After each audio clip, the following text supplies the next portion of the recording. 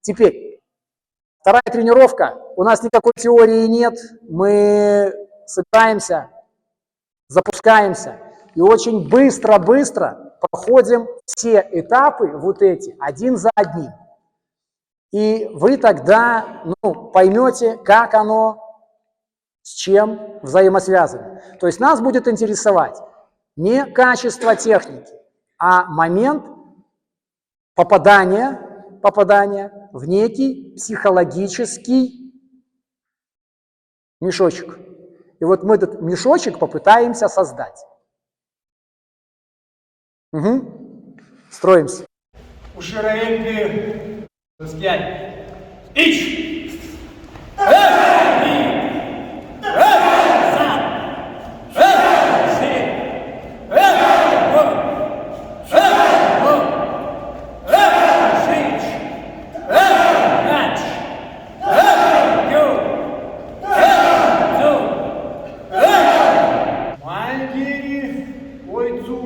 Дальше по схеме.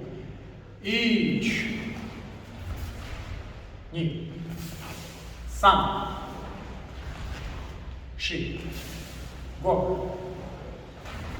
Ро. Шич. Хач. Кю. Зу. Ич. Ни. Сам. Ши. Го. Го. Шич.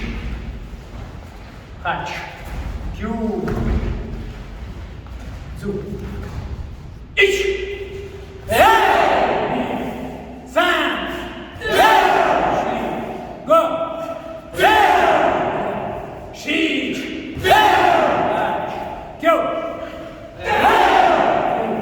Ич. Сам. Го. Шич. Хач. Кю. Теперь исходная задача чуданзуки. Вышагиваем выше, делаем чуданзуки, возвращаемся в задач, делаем блоки. Последовательность: аги-руки, фидамай, учи-руки, последние сото-руки. То есть мы стоим, идет ски, аги-руки, 10 счетов есть. Ски, без отбора, 10 счетов есть. Ски, учи, 10 счетов есть. И потом ски, сото-руки вам. Везде, на всех упражнениях, работа двумя руками, раскручиваем торс. И в лыжах грузим переднюю ногу. Держим. У кого уровень физики не очень высокий, то мышцы бедра должны испытать некий стресс. Это нормально, ничему не удивляйтесь. Если они болят, то растут. Да, ставим.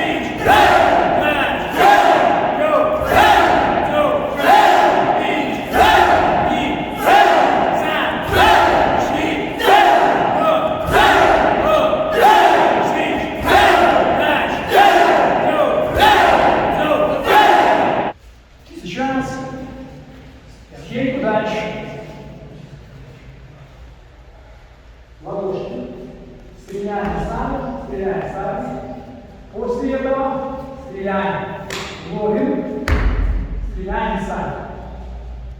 Движение выполняется резко и на фазу сжатия, и на фазу распрямление. Все. Резко. Сразу. Если стопы стоят прямолинейно, то, что мы сейчас нарабатываем, то скорость выдавливания будет выше. Как только стопы 2 и 1 туда разворачиваются, скорость выдавливания развернутой ноги будет существенно ниже. Нам сейчас нужен максимум. Справа. И сам, ши, ро, ши, хан, ё, и сам, ши, ро, ши, хан, ё, и сам, ши, ро, ши, хан, ё, и сам, ши, ро, ши, хан, ё. Мы сейчас хорошо разогрели тему. Там поговорили с утра все. И работаем Нихон Кумите. То есть базовый уровень подготовки. Выходим на расстояние, с которого достаем пальцами до партнера. После этого тот, кто атакует, принимает исходное положение. Занкуцу дальше. Гидан. Первый шаг выполняется вовнутрь стойки, то есть я ставлю ногу ближе к его стопе, выполняю чудан зубки. Делаешь руки на эту сторону. Мы туда отработали, он сделал 40 руки. Следующий шаг мой по отношению к его стойке будет снаружи от стопы. Я двигаюсь, опять 40 руки. Я сюда ушел снаружи. После этого все то же самое с той стороны повторяется сюда, без перехода в какие-то церемонии, все. Вот мы туда прошли, ич, ни. После этого сам он идет, его первый шаг снаружи, бам. Второй шаг его вовнутрь стойки. Понятно? И вот это последовательное. У первого номера внутрь, снаружи, у второго номера наружу, вовнутрь. Понятно? Понятно. Суть теперь. Плюс-минус вы где-то по ростовесовым характеристикам одинаково. Поэтому, сейчас делаешь первый раз. Вот мы стоим, вот у нас дистанция. Сейчас мы наработать вместе подсчет, но я хочу сейчас заострить внимание на защитных действиях. У него передо мной, у меня руки передо мной. Не за спиной, не на бедрах передо мной. Сейчас делаю движение, вес выше. Вот я сделал движение.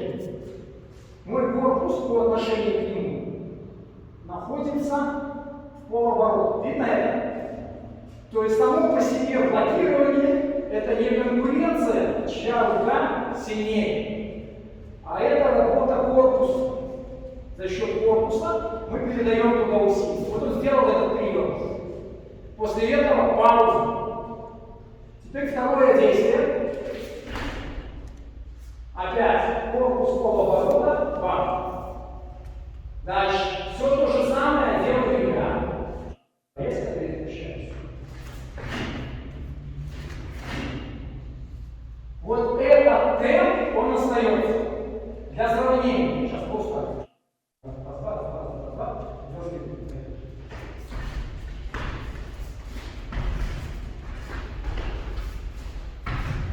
Вы разницу понимаете? То есть в первом случае мы работаем прием как таковой.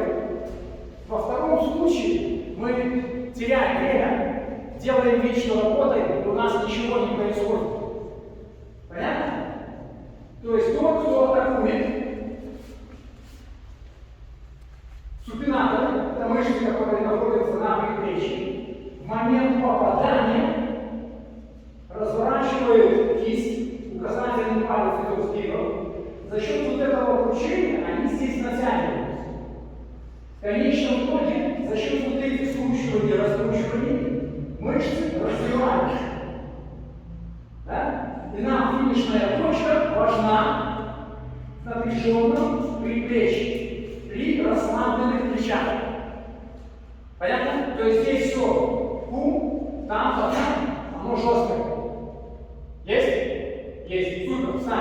Моя шеренга атакует, вы защищаетесь, все почет. Команда есть, бьем. Команды нет, стоим. Муз передачи. Эй! Передачи, передачи, передачи. Эй!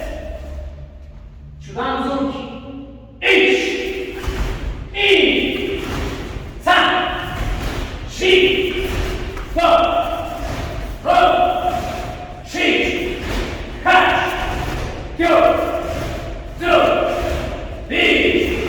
Ни! Сам! Ши! Стоп! Роп! Ши! Хач! Тёп! Зуб!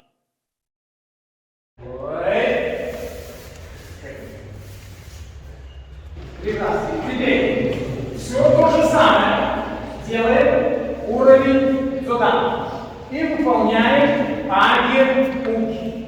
Аги-уки. Принципиальная вещь следующего плана. Так тоже можно делать.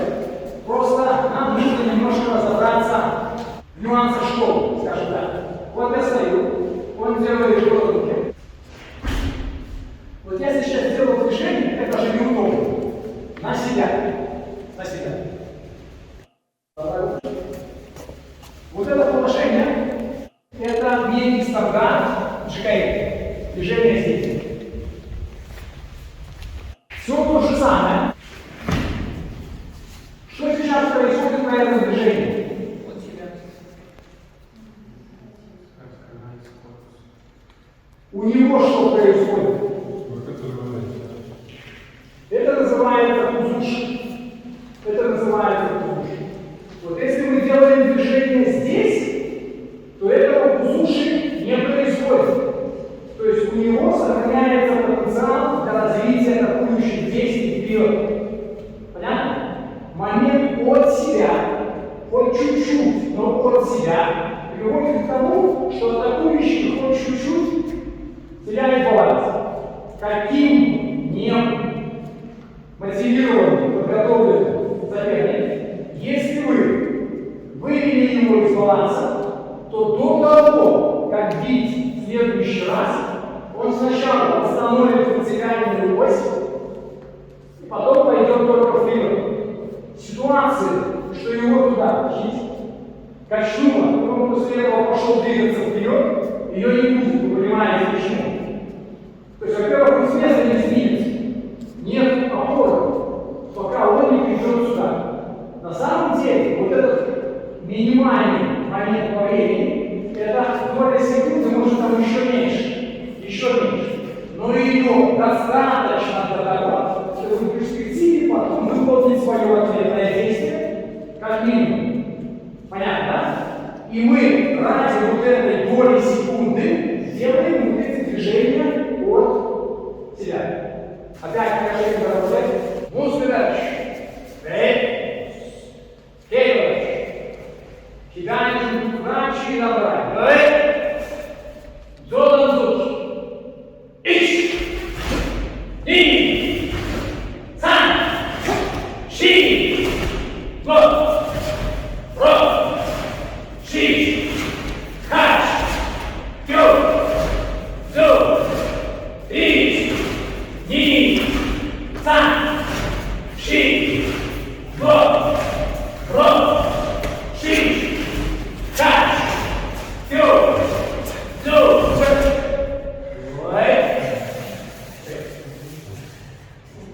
Теперь, то, что мы сделали, это легко увидели.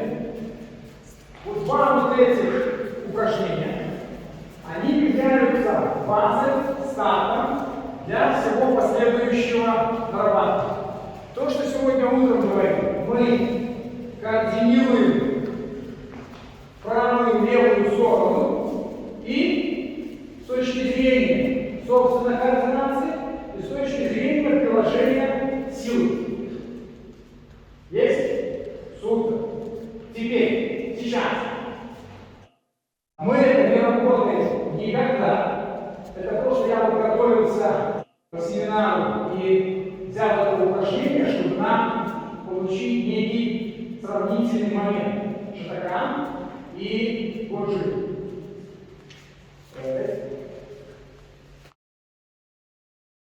Самбон кумиде на 3 шага. Кумиде на 3 шага. Ты сейчас делаешь шаг и струи. Вот я стою, у меня условная стойка несколько короче, чем то, что было сейчас в инкубаторе. То есть вот у нас практически вот такая. Теперь я отсюда выхожу, ты делаешь условие вот этого вхождения стопой, оно сохраняется. Это как садись, тоже закон. Да. Теперь сюда ты делаешь и теперь гидан дзуки. Вот этот гидан дзуки выполняется в длинной стойке. Что ты сюда делаешь? Просто выйдешь. Туда. И пирог. Вот это моя работа. Теперь ты вырастаешь. Шагом на спину. Я делаю бум, дальше опять бум, и ты уходишь в длину. Просаживайся. Потом туда бросил. После этого я вот отсюда снизу опять стою, бум, опять ровно, опять ухожу.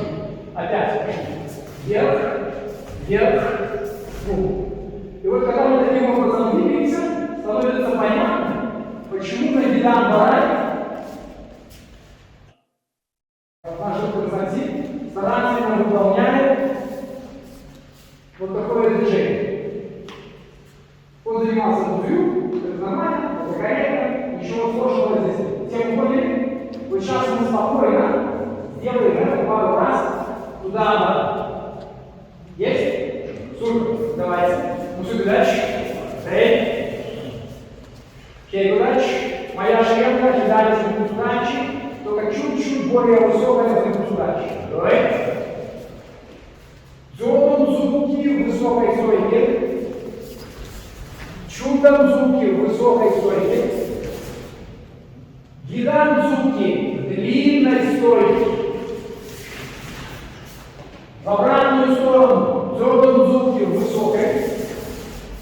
Чудом зубки в высокой. Гидан зубки в длинном низкой.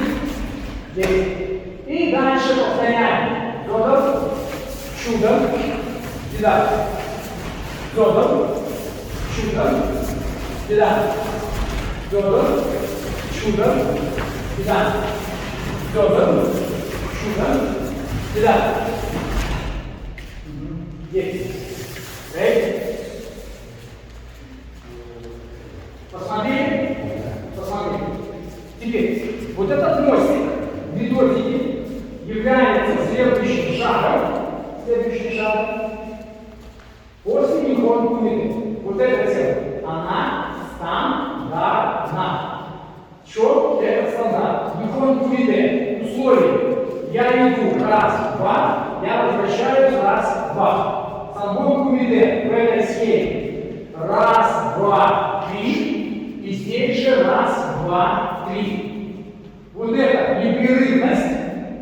Возвращаемся к системе кумиде. Кумиде это взаимодействие. Понятно? Понятно. Теперь еще раз посмотрите, мы еще сделаем.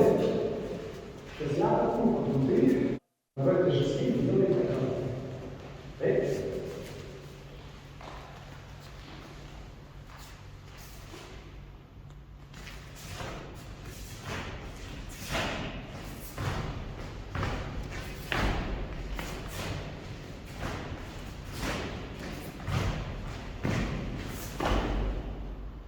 Ну, вот я сейчас попытался немножко изобразить бузую, шикарачи, с уходом вниз, вот этим действием. Оно не похоже. То есть бузюка сказал бы, что я не совсем корректен в этом движении. Но мне важно было вам показать принцип действия. Почему в концовке шикарач, почему движение после чуда идет вот в этой плоскости. И вам тогда становится понятно, откуда оно берется в бузую. Есть? Есть. Теперь, наша система самбон кумиде это либо уход в одну сторону, либо в другую сторону, либо назад, мы закрываем. Поэтому мы сейчас цепляем это все, но делаем дополнительное упражнение.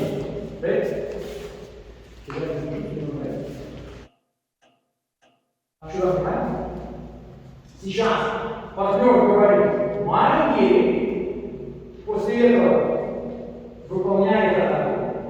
Я выполняю, гитара играет, я слушаю.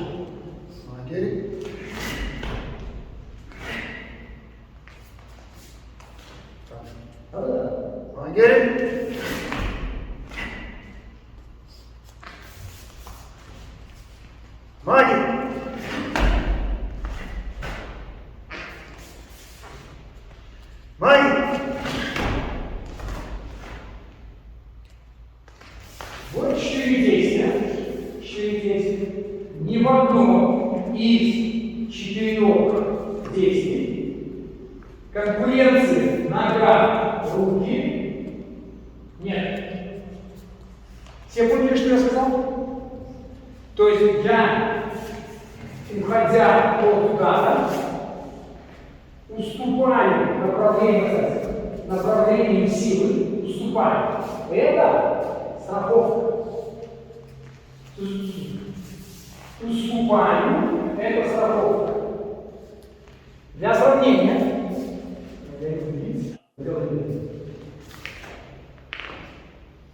разве видно?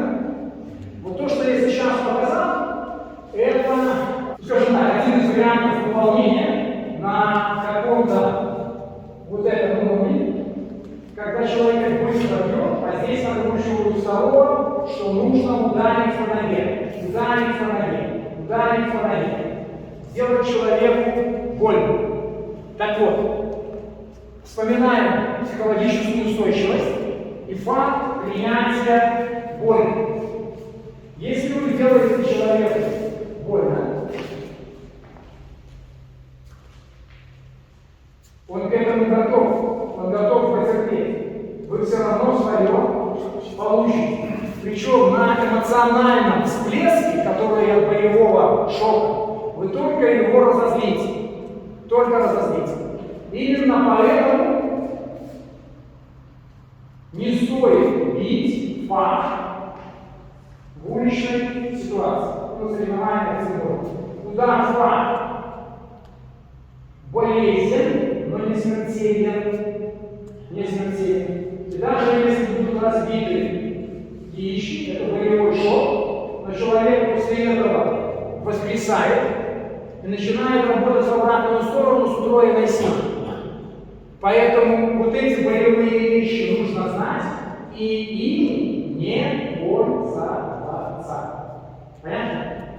Теперь, нужно четко понимать, что в нашей жизни, вспоминая физические качества и момент сила, скорость, сила, выносливость. Есть такие люди, с которыми мы не знакомы, и иногда мы можем с ними встретиться.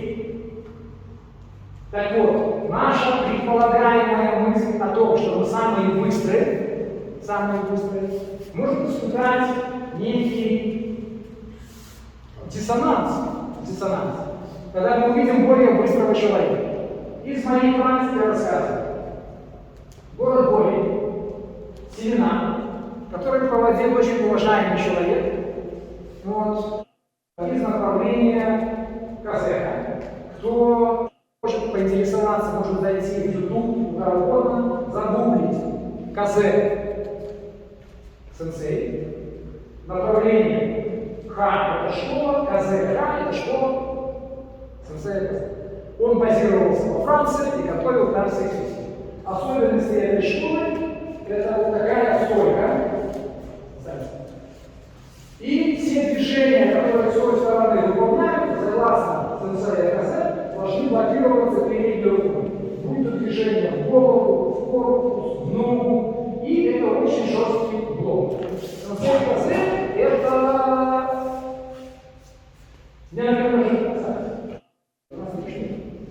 это человек ниже среднего роста. И вот сколько он в высоту, сколько он в диаметре. Ну, я немножко сутрировал, но он очень такой Поэтому у них были короткие руки. И эти руки практически за живот и не вылазились. То есть они были вот где-то вот. Он был очень мощный. Понятно, что в юные годы он таким не был, это он набрал со временем, но и систему свою он создал со временем. И вот когда я стоял в паре, меня попросили поассистировать этому человеку, и я делал маяки, он в рамках своей школы сделал гербовый. Он меня хлопнул по ноге там до посинения. Вот. У него прием получился, но как каждый демонстратор, никто ничего не понял с первого раза, нужно еще. Вот. И перед первым приемом, ну, как бы, и я после чего-то про жизнь знаю, его что знаю, я его спрашиваю, как будем работать. Он говорит, спокойно, там, все, ну хорошо, спокойно. Значит, я спокойно делал, он мне хлопнул. Я понял, что у нас разное понимание спокойно. И второе маяки я уже делал на идее. И я попал. Там тоже был крепкий парень. Чем-то напоминал сенсея годы. И я пробил ему маяки. То есть он реагировал в этой схеме стандартно и не успел. И оно вошло. После этого только мы начали работать спокойно. После этого у нас появилось полное взаимопонимание. Вот. Поэтому я вам еще раз говорю, что приоритет силы всегда у нашего оппонента. Это философия школы, я настраиваю на это. Поэтому мы не пытаемся экспериментировать, кто быстрее кому задает награду. Это не наша тема. Наша тема – уступить. Уступил, дистанцию посчитал, можно добавить, можно же не добавлять. Понимаете? Да? Еще раз. Уступил, можно добавить. Ну, понимаете? Так вот, наша задача уступить и ответить. Уступить и ответить. Ну, либо это варианте диагноз договора. Уступить и ответить. Не бороться. Понимаете? Не бороться. Сложилось? Теперь мы стоим. Тот, кто выполняет маяки, говорит маяки, после этого атакует. Делает 4 атаки. Тот, кто защищается 4 раза. Вовнутрь стойки, наружу стойки, блок изнутри, блок снаружи, для передовой. Все. После этого в обратную сторону те же самые 4 атаки. Работаем на одну сторону. Только на одну. Обратно. Даже ничего не успеем. Есть? Есть. Когда пара заканчивает что-то, вы встаете, стоите жить. И вот тут самый важный момент, мы подходим к первому комитету. Вопрос третий. Психология. Вот мы находимся, вот я на Некрасово, а потом там где-то зазеркали. Мы там стоим. Ну и бог с ним. Сейчас мы повернулись, идем навстречу друг другу. Вот мы подошли к ситуации тяжелой конкуренции. Ну, поскольку тут как бы люди что-то знают, то у нас мы стоим спокойно. Но, вот сейчас видите, да? Что-то про себя уже подумал нехорошо. Теперь, следующий момент психологический, который по системе заложен у детей и у всех последующих, с этого начинается объяснение движения вперед. Умеренную дистанцию. Да, на опыте, это глаза, я знаю, что если заставлю, дальше не пойду. Но пока опыта нет, это вот это движение. Как правило, когда один страждущий протягивает руки к доброму самаритянину, добрый самаритянин думает, что это жизнь спасла. Это может быть вот так, либо, теперь сделаем удачу. То есть я никуда не ушел, да? А когда он ушел, как вот так он играл. Поэтому вот этот вопрос и на соревнованиях по приходу комитета отвешивается характер. То есть вот мы устали, и для тех, кто не сидела, они пытаются прожигать взглядом, причем все стараются изобразить японца, китайца, ну китайца глаза широкие, там, не знаю, кого-то вот из этих товарищей делают так и ждут. На самом деле этого делать никогда нельзя. У нас две точки для взгляда. Это под Адамовым яблоком, под кадыком, и вторая точка между бровей. Все. Непосредственно в глаза смотреть нельзя. Есть люди, которые занимались кулинарными техниками, готовили на кухне пирожки, булочки и все остальное. Но у них сила внутренняя такая, что когда он смотрит взглядом, и ему кто-то сказал, что съели у него любимую булочку, все. Он прошел страшнее, чем духовка, понимаете, все. Поэтому в глаза не смотрим. Есть? Есть. Пара. Моя шеренга атакует, потом наоборот. Эй! Отжимаем.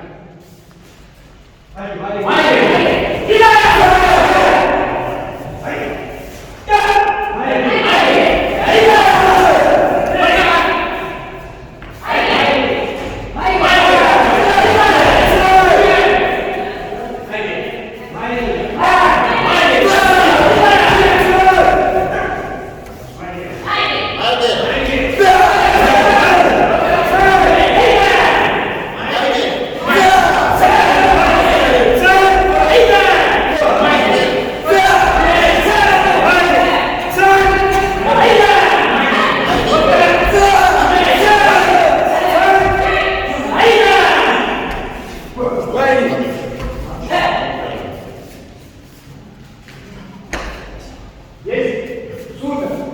Теперь смотрим дальше. Албон кумите в глубину, ширину мы тему разыграем. Это раз, два, три, раз, два, три, раз, два, три, раз, два, три. Ложился. Теперь албон кумите нашей школы. Что такая? Опять же, вариаций есть много. То, что мы сейчас будем делать, это простая схема. Есть схемы более сложные. Но принцип один и тот же.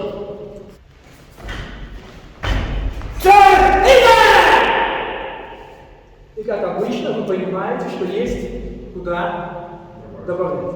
Я ушел с линии, я уступил, я с ним не боролся. Теперь, для сравнения, сейчас мы еще сделаем. Смотрите.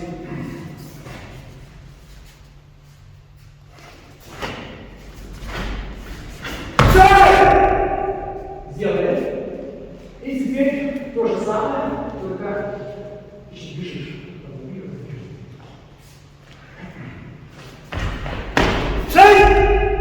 Я вот и тоже ушел, сейчас должно быть это добивание, все такое. Но здесь, согласно школе, стойки недоделаны, усилия недоформированы, недонаправлены.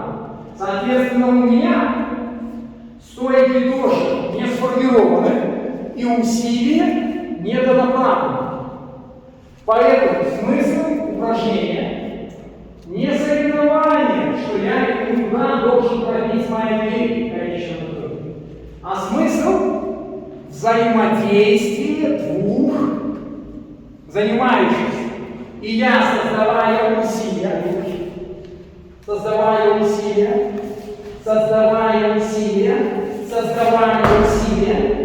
заставляю его правильно реагировать психологически. Длинным шагом назад в стойку с правильным формированием усилия и ответным действием по дистанции по всему. Понятно? Возвращаясь к тому, что рассказывал утром, в 90-е годы ассоциация Гудзю проводила соревнования по самбонку мяча. Поскольку это у нас было базовым упражнением для детей, то мы делали его практически каждый тренировке. И когда это началось, вы сейчас попробуете это делать, то Как вы думаете, вот эта тема длиннее или вот эта тема длиннее? А? А? Первая длиннее. Теперь закон Архимеда. То, что длиннее, оно быстрее или медленнее? Медленнее. Что ты сказал? Медленнее. То, что длиннее, медленнее. Моя гели быстрее. Поэтому ребята, которые занимались грудью, учились реагировать так, рассчитывая на то, что туда будут тянуться, пропускали мои гели на фазе взмаха руки. То есть вот этот момент,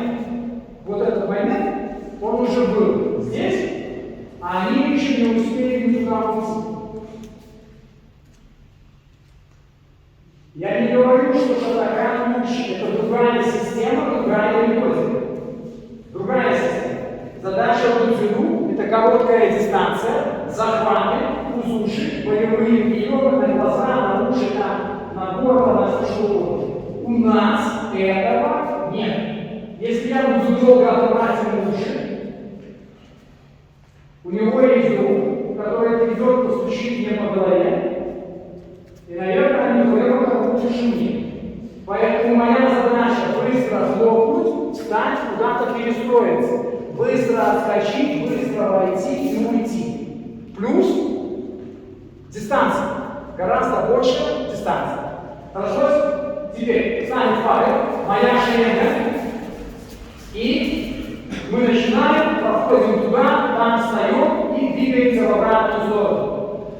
Все делают кидан барай вовнутрь стойки, то, что мы сейчас показали. Эй! Кидаем через барай. Эй! Ич! Ни! Сан! Эй! Кидаем через барай. Эй! И! И! Сан!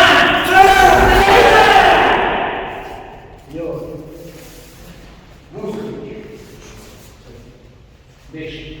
Теперь смотрите, вроде бы все сделали, вроде бы все хорошо. Но среди нас есть, я вижу одну пару и вторую пару. Левый глаз, правый глаз, сначала я вот туда-сюда смотрю, вижу. Смотреть одновременно без стороны я не могу, потому что у меня еще есть посередине. Поэтому приходится либо так, либо так. И что я вижу? Вот мы вдвоем. Семинар готовился я. Он не готовился. Он всегда готов. Это мой верный ассистент, который сам устраивается по то, что я показываю. Тем не менее, вообще не зная о том, какая будет последовательность действий,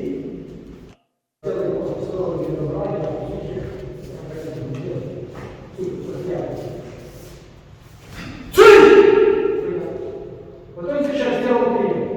А то, что он должен сделать этот прием, ему вот даже по этому графику никто не сообщает. Он его сейчас сделал. Продолжит движение. Вот я ушел. Это запас действий. Когда мы с ним показывали файл, мы заканчиваем действие вот здесь. Два специалиста, с необоснованными нервными рефлексами, они делают сюда все. И казалось, собственно, ХКД – это высокий уровень компетенции. Но мы находимся в системе школы. И в системе школы на этом задании вот эти длинные стойки и длинные руки являются необходимым условием развития глазомера. То есть вы через глазомер, вот у вас стойка, вот у меня рука. Потенциал, чтобы добавить, сохраняется.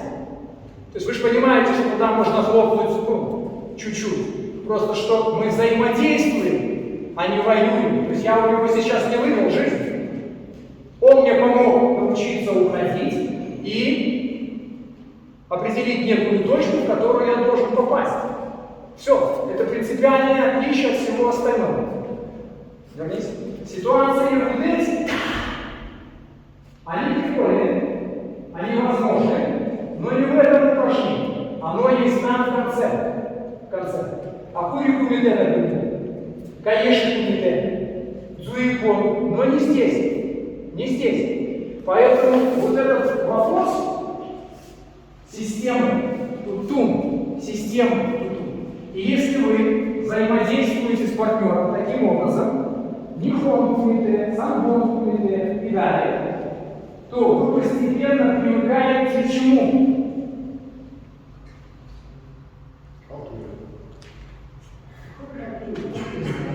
Вы привыкаете к тому, что формулировка из правил дорожного движения в нашей стране, надеюсь, что и других то же самое, что все участники дорожного движения правила знают и обязуются их выполнять. То есть вы, даже провалившись там куда-то, работая по взаимодействию с партнером, не получите камнем из-за пазухи свой адрес. Не получите. И вот это принципиальная вещь, которая разделяет новичков и старичков. Старичок до тех пор, пока по нему не держит, стоит и дает бить. На, пробуй, делай, что хочешь. Но когда он понимает, что с другой стороны стоит не адекват, то он что-то начинает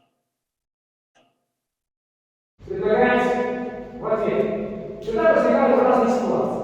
Поэтому вот этот навык определения дистанции, попадания в точку, его нужно формировать. На нихон кумите он не формируется, там нет ответных ударов. Хотя я уже видел наработки наших белорусов, где делается 2 атаки, 2 защиты, после этого человек делает некий бросок, там какие-то чудеса и все такое. И это не является целью нихон кумите.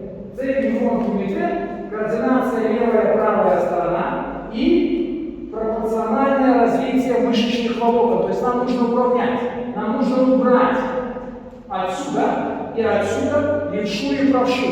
У нас нет левши и правши. У нас есть двулуки единоборцы. Двулуки. И это принципиально важно.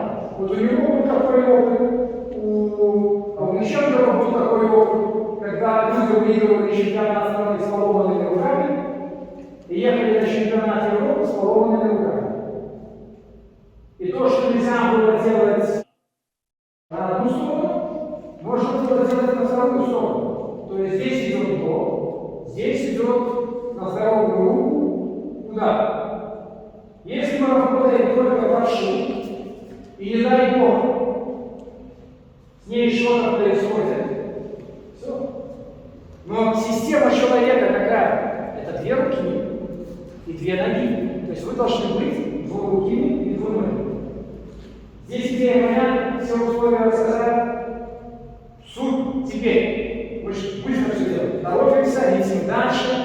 И из сангон кумите возвращаемся в духовный путь.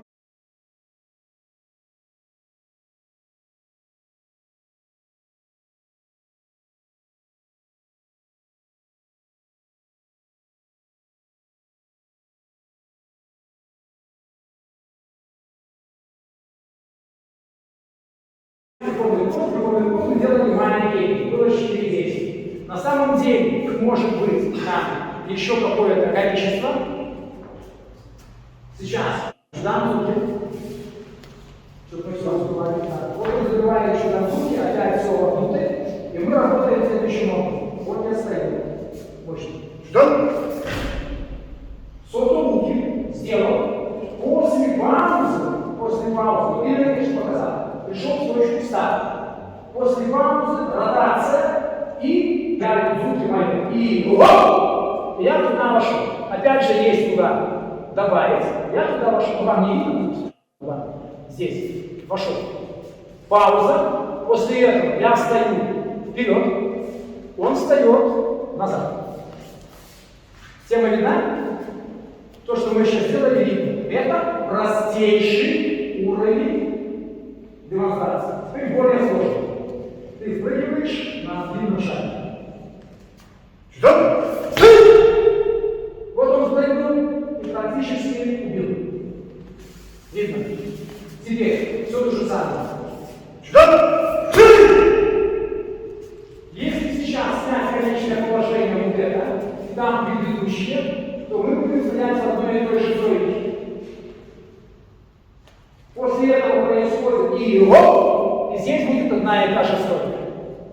Но есть маленький нюанс. Что произошло? Что изменилось? Он сделал из экзаменационной программы, из Кихона, long step, длинный шаг, длинное отпрыгивание на улице. То есть он не вошел сюда, он вошел туда в прыжок. Соответственно, если я буду стоять, как робот с планеты Железяка,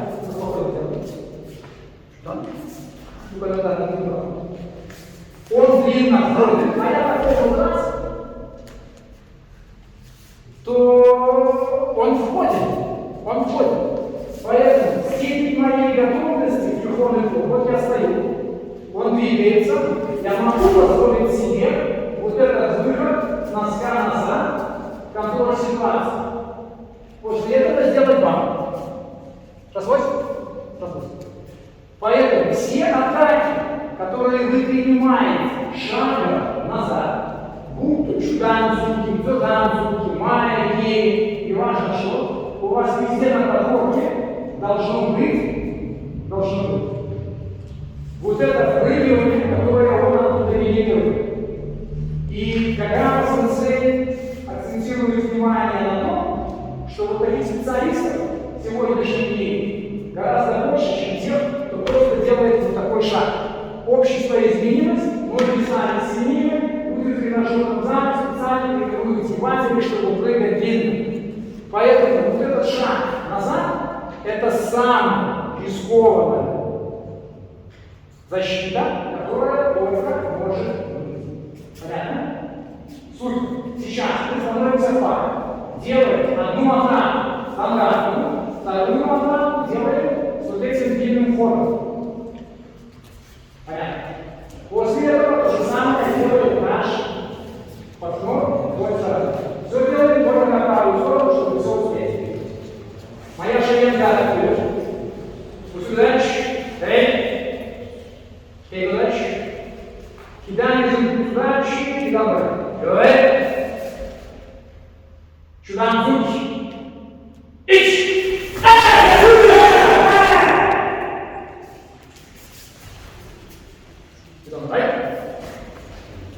Чудам зуки.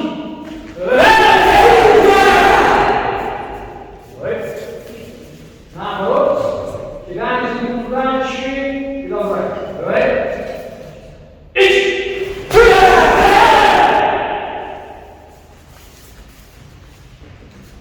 Чудам зуки.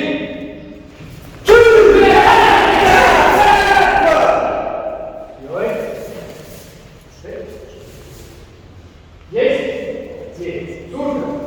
Теперь. Все то же самое. И разбираем ситуации, которые мы проговаривали там, то есть как моделируется, строится вся система дальнейших действий. Говоришь, что сам закушаешь, кушай вообще. И вообще не разница.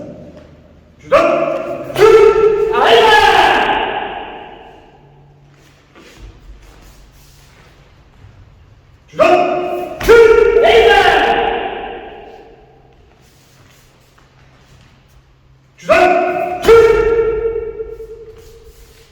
Уход вовнутрь атаки, уход вперед за спину.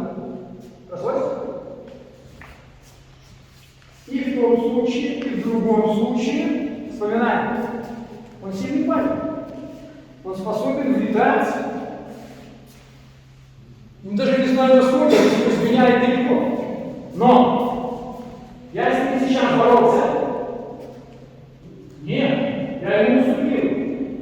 И уступая ему, я его проваливаю и дальше туда вхожу.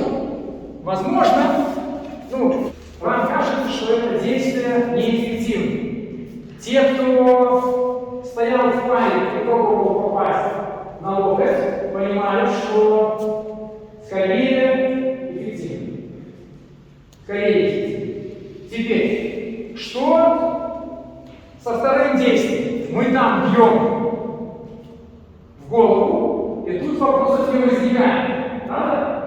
То есть среди нас есть люди из нормальной глубинки, из белорусской. Сейчас я делаю и делаешь ощущение, и еще раз. Спокойно. Да? Не попал?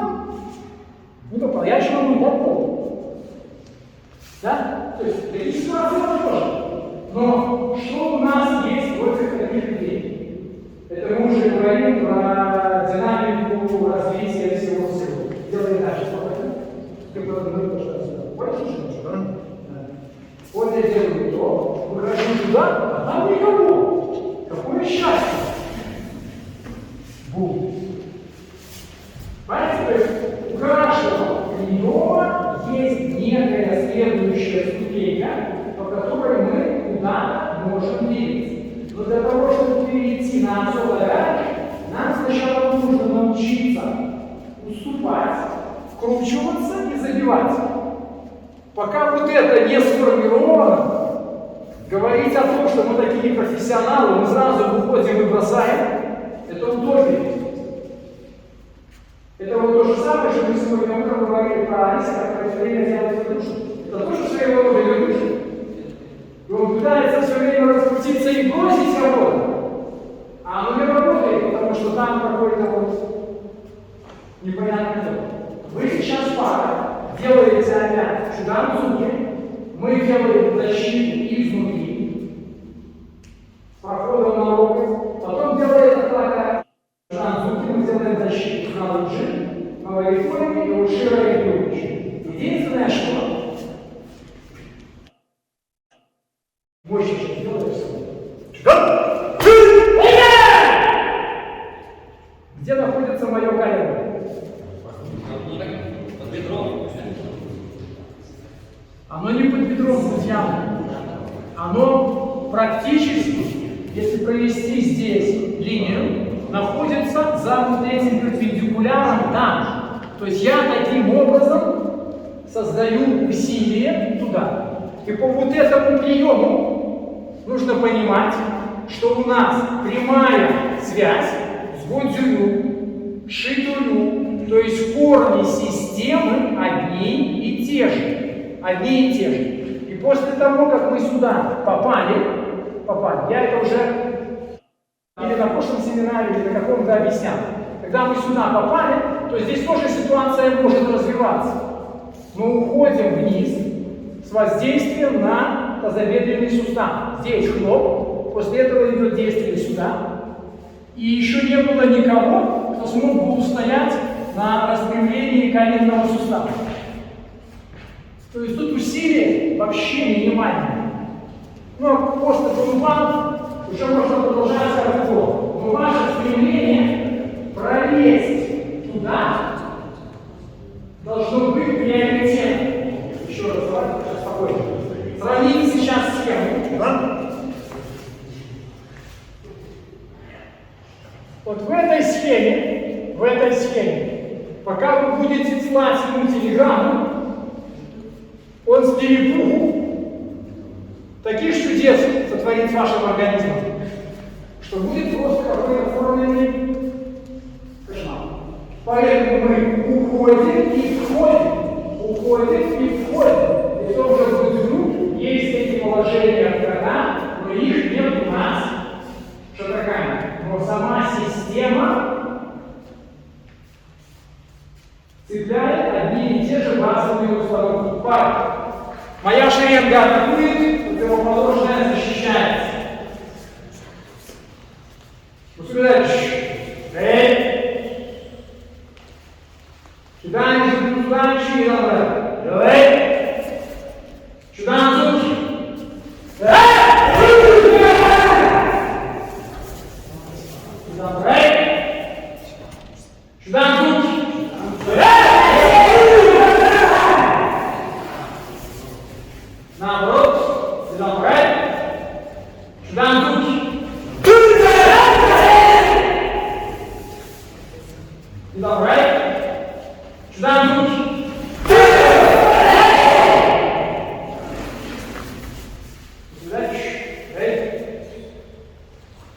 Схема сложилась?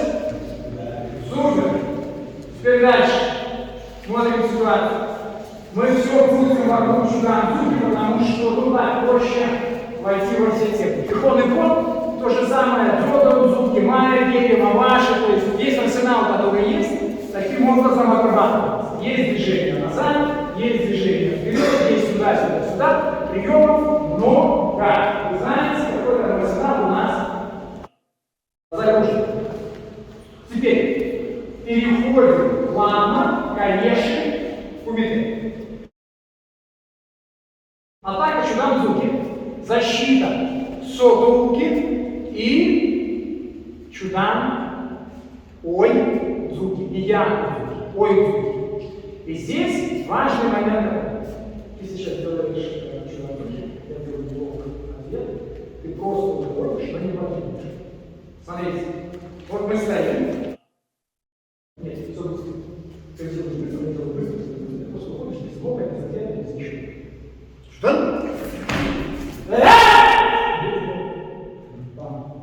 В чем разница вот этой модели от предыдущей? Я ушел. Что он ушел, он не делал? Я защищаюсь, я учусь реагировать. Вспоминайте, мы специально начали сейчас делать длинный крюк. Вот я сюда ушел. Я знаю, как буду атаковать? Я не знаю. Вообще не знаю. Опять делаю. Возможно такое? Если он так прыгнет, и я вот так уйду, то он больше не успеет уйти никуда, никуда. Вы понимаете, почему? Не сходя с места. Все. Поэтому мы изначально, красное и синее, делаем сутулки не с шагом назад, а как бы вверх, проваливая, видишь, что сделал? Как бы проваливая, и я ушел. Теперь отсюда, вот он стоит, и я вышагиваю вот так прямо к нему. Что-то выделаешь? Сотулки. И вот теперь оттуда забивается я.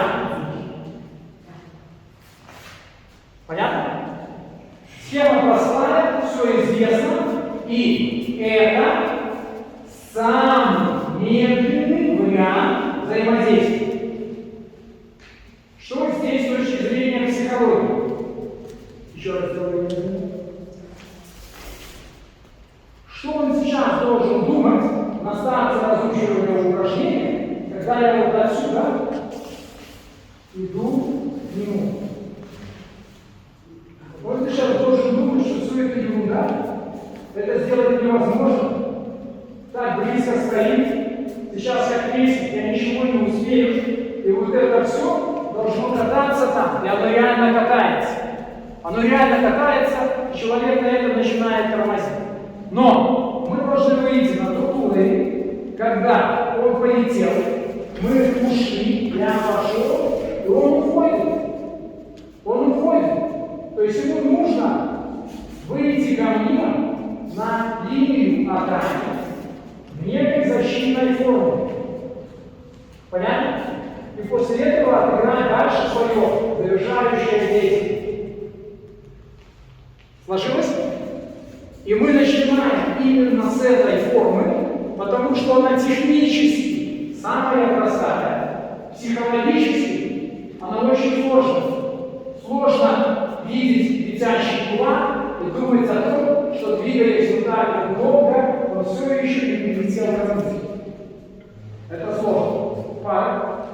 Моя шлема начинает атаковать. Стоящий спиной к зеркалу ассистирует. Ассистент, где вариант, что вы делаете? Вы сейчас делаете сотулки с уходом с линии, и потом ой-зуки. Бьете рукой, шаг. Усугубляющий. Эй. Эй. Кидаешь сюда, чили обратно. Давай. Чудам-зуки. И спокойно. Отжимай.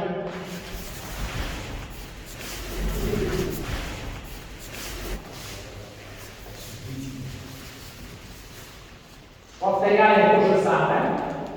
Скорость та же, но убираем все паузы. И давай. Читаем звуки.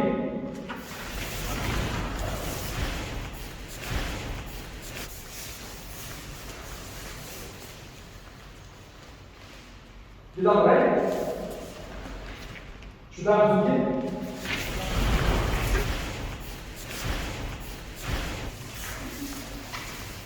Наоборот. И давай. Читаем звуки.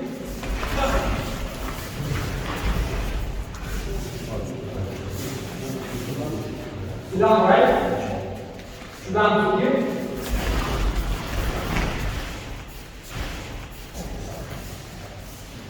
Down right, down to here.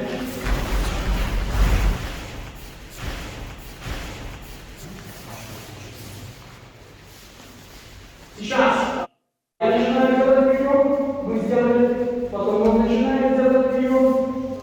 Вы смотрите. Все так, как было, все, да. И потом один вопрос. Все стандартно. Оп. Оп.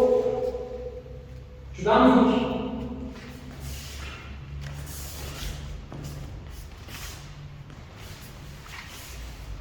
Давай. Сюда звуки.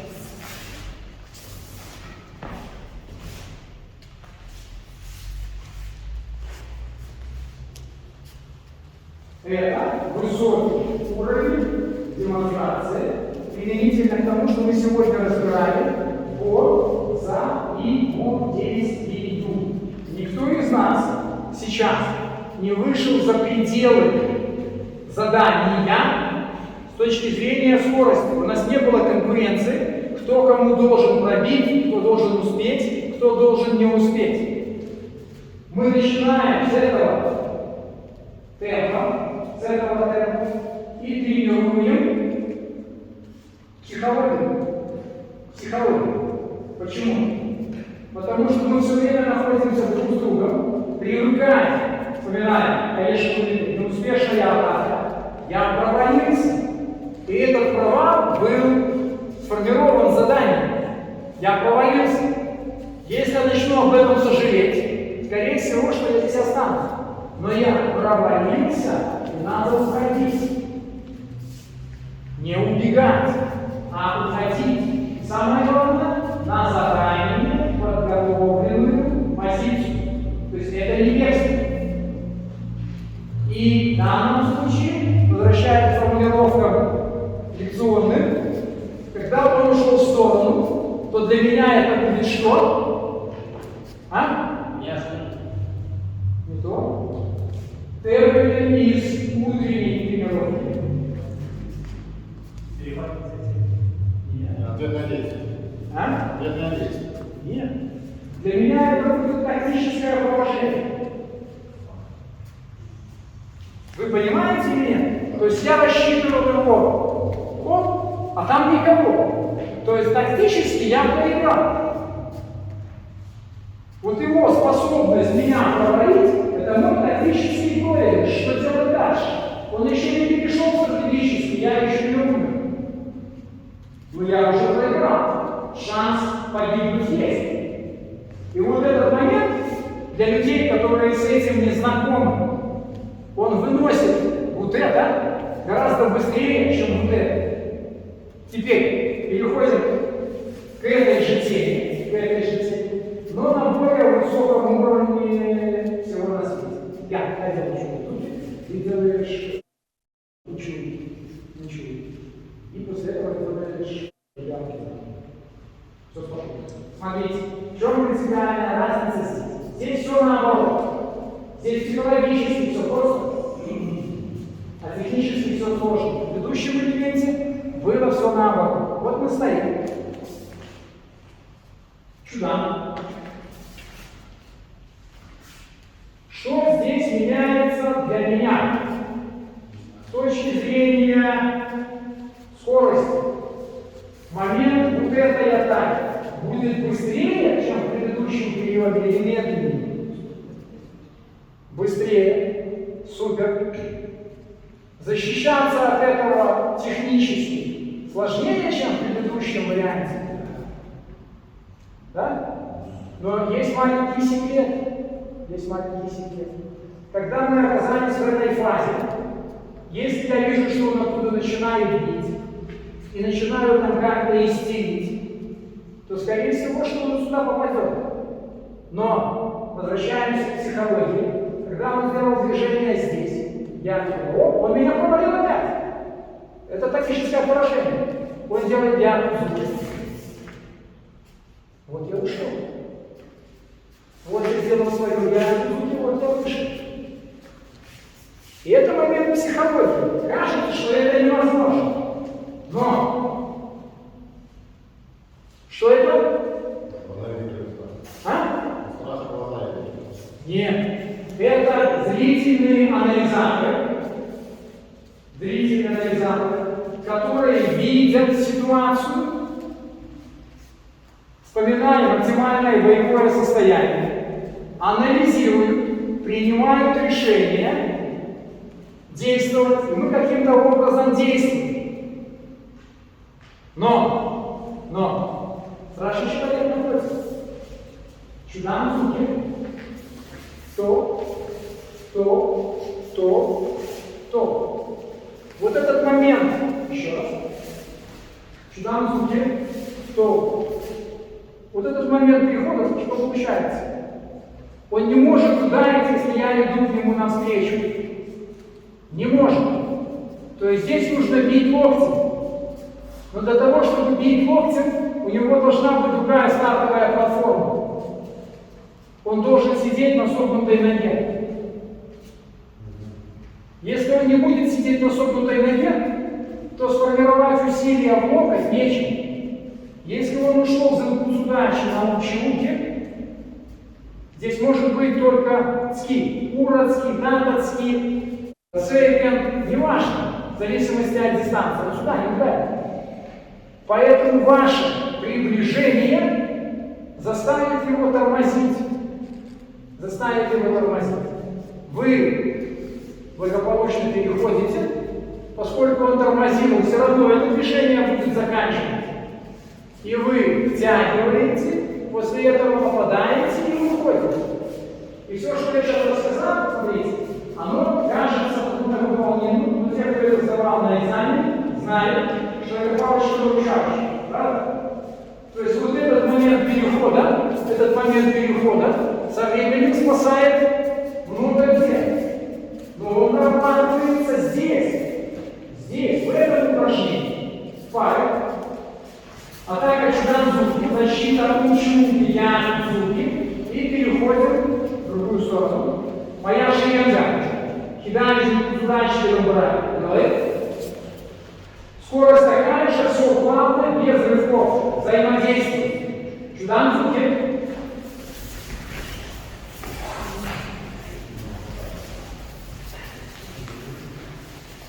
Middle right.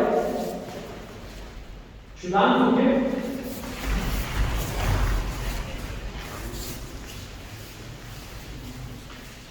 Middle right. Чудан-дзуки.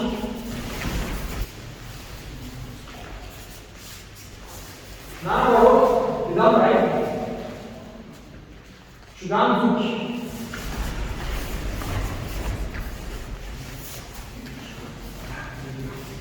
Middle right. Чудан-дзуки.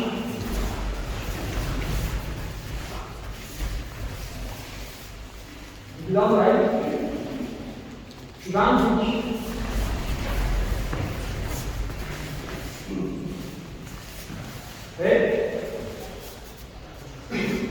Есть. Теперь.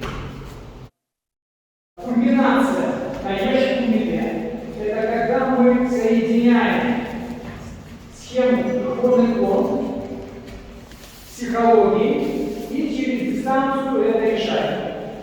Мы стоим друг напротив друга, никаких подготовительных задач нет. И мы работаем здесь, атаки я-дзуки. Прямо отсюда, все, вот мы стояли.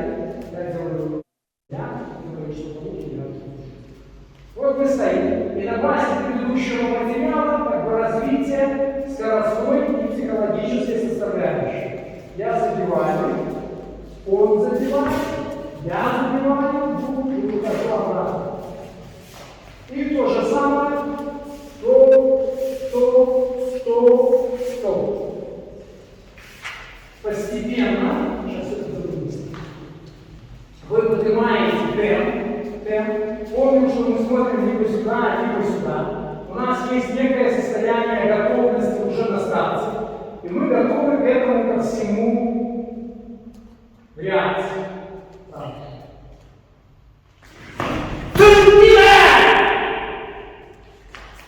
Одна схема, вторая.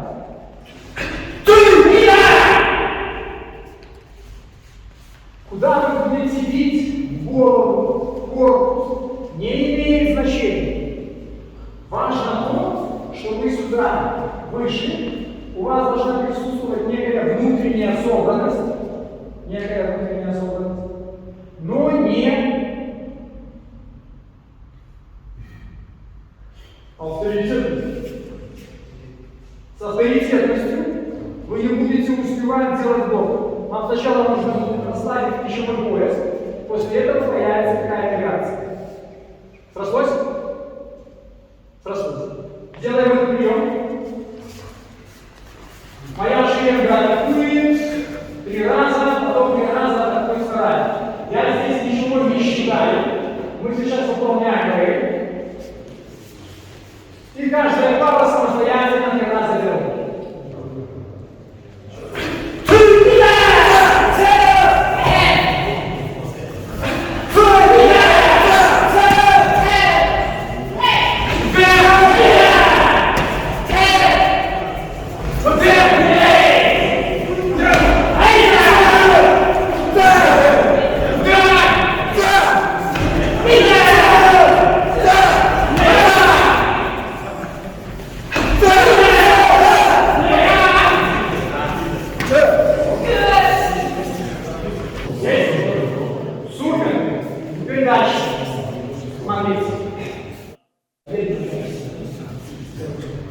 Вот сделали диагностики и формирование защитных действий применительно к инфекционному материалу. То, что было сейчас, был уход наружу от атаки.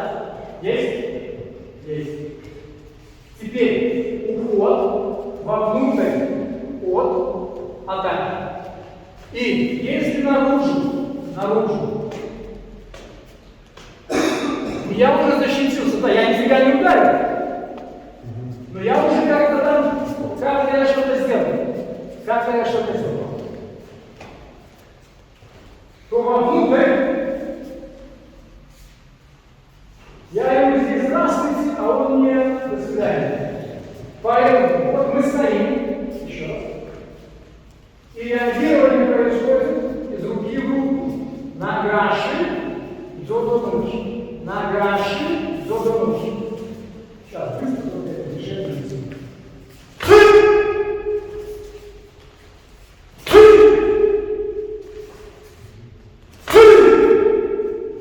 После этого мое я звуки. И формирование, да, мы начинали с вами вот таких дистанций.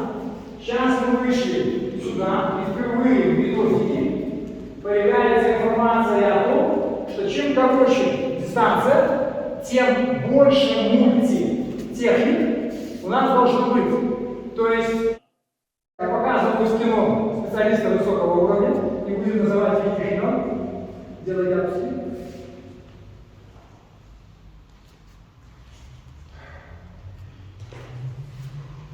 И он куда-то ушел, да? Оно не работает. Не работает. Если оттуда действительно агрессивное поведение, он действительно хочет попасть, то на одном действии ситуация не закончится. Поэтому нам нужно сделать некое пузуши, это раз. Во-вторых, 5 стадий развития конфликта. Он бьет, вот это реагирует. Вот это ответ. Это ответ. Вот это ответ. Я не убежал, я не сделал так. Я испугался, реагировал, это я ответил. Вот это перехват инициативы. Друзья, вот это борьба за доминирование. Если вы думаете, что он после этого скажет «сдаемся», если повезет, то да. Но вполне вероятно, что он готовился к этому бою. И он скажет «хряк» и продолжит дальше лупить. Поэтому вы инициативу перехватили, борьба за доминирование пошла, и вы смотрите, что будет дальше. Прошлось? То есть у нас появляется работа с мульти. Раз, два, раз, два. Есть второй прием, когда мы уходим наружу. Давайте работаем. Быстро.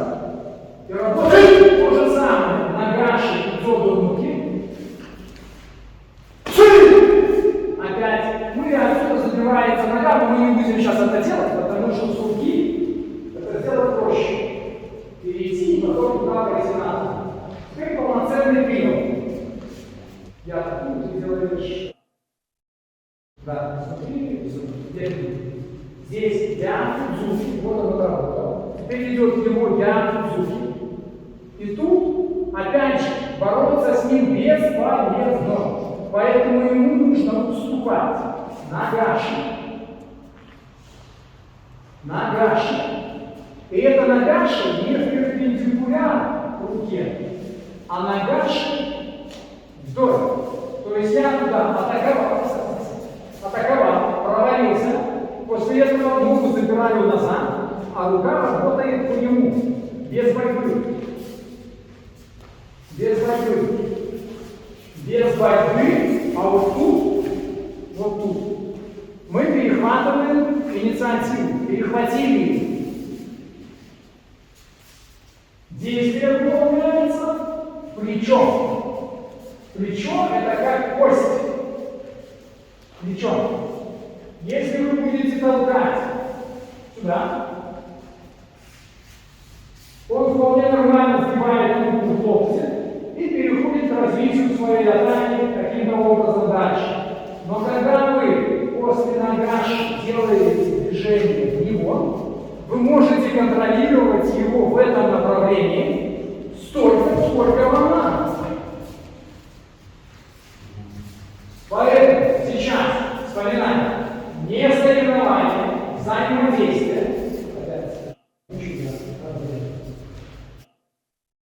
Дзёдан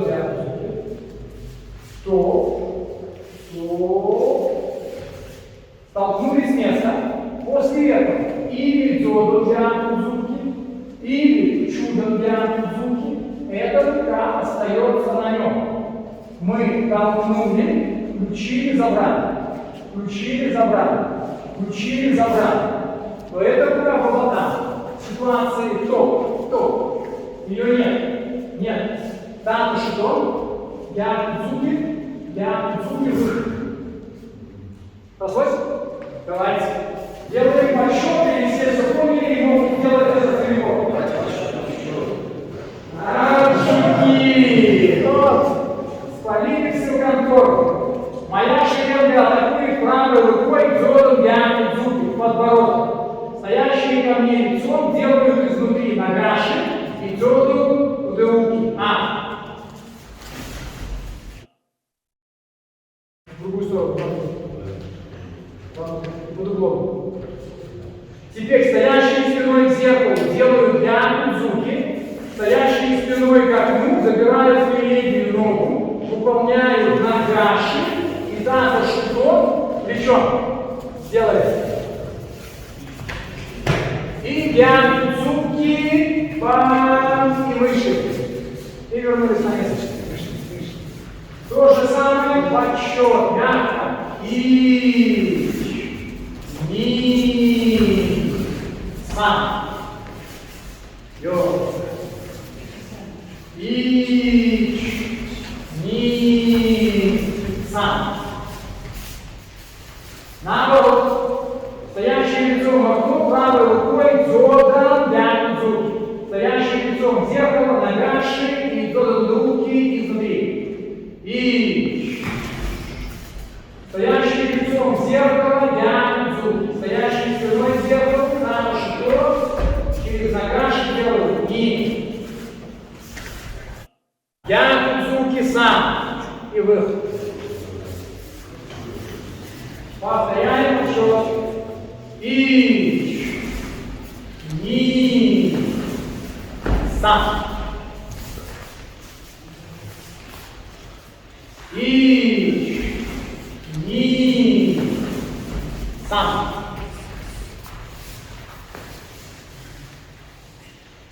Да. Теперь следующий скоростной уровень всего на свете. Опять делаем диаметр звуки. И здесь мы взвинчиваем скоростную составляющую со стороны того, кто защищает. Оттуда идет диаметр звуки. Здесь бум. Я пойду.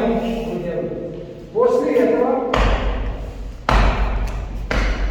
движение вперед, вовнутрь стойки и делаем пинание руки. Если слишком короткая дистанция получается, например, здесь, понятно, что туда уже неудобно, но вот этот момент шага должен быть. Поэтому действие, которое выполняется отсюда, это урадзуки. И поверьте мне, оно очень эффективно. Почему? Потому что здесь находится печень. Она будет реагировать быстрее, чем мозги. С этой стороны селезенка. То же самое. То есть работая не с головой, а с ливером, голова может терпеть. Мы про психологию что-то знаем. Ливер терпеть не может. Поэтому, когда мы сделали здесь топ и туда, можно ждать какого-то эффекта. Тот, кто защищается, на моем выводе на вот это, не борется со мной, а нормально испугавшись, нормально уходит. Да. И дальше вкручивается, забивает локтем, туда попадет. Я буду выше, попадет сюда. Я буду ниже, попадет сюда. Но факт тот, что это будет вращение на локте. Понятно? Теперь, принципиальные вещи какие? Сейчас ты защищаешься и разбираешь что-то. Я делаю диаметр звуки, ты делаешь диаметр звуки. То он забивает, если я сейчас, не сдвигая эту ногу, просто реагирую глазами, забираю эту ногу туда, я защищу, я ее отдаю. Теперь, вот эта иголочка циркуля, это карандаш. Если я сейчас через эту иголочку, смотрите, начинаю вкручиваться туда, то между мной и оппонентом такая огромная дистанция, что я никогда не ударю туда локтем от слова совсем. Поэтому, когда я туда лоб, и он сюда заходит, вот этот выход обеспечивает проход в гости. То есть я прохожу практически на бедро. Здесь уже можно о чем-то поговорить. И тем можно найти много. Понимаете? Поэтому вот этот момент прохода, еще раз, делаем па. Он решает, все. И опять вспоминаем, никакого соревнования нет. Уровень. Вижу, действую. За счет техники приходит чувствую или предчувствую. Если я стрельну туда, то сколько возможных вариантов для его атаки в этом положении есть? Много, однозначно. Но какие из них будут наиболее предпочтительны? Какая зона для меня сложно защищаемая? Та, которую он раскрыл. Соответственно, если у вас есть практика некая работы в паре, то вы понимаете, что Маваша оттуда он может, конечно, ударить. Вообще без проблем. Но для меня это не палочка-выручалочка. Потому что я в динамике шоу, оба пытаются ударить ногой, я пойду дальше, он не ударит. Но если он оттуда заходит сюда, то не надо вообще ни о чем думать, надо нормально испугаться. Испугался, ушел, и вот оно хайвануки, здесь, ушел, и дальше вошел в лоб. Есть? Давайте. Спокойно, моя шея начинает.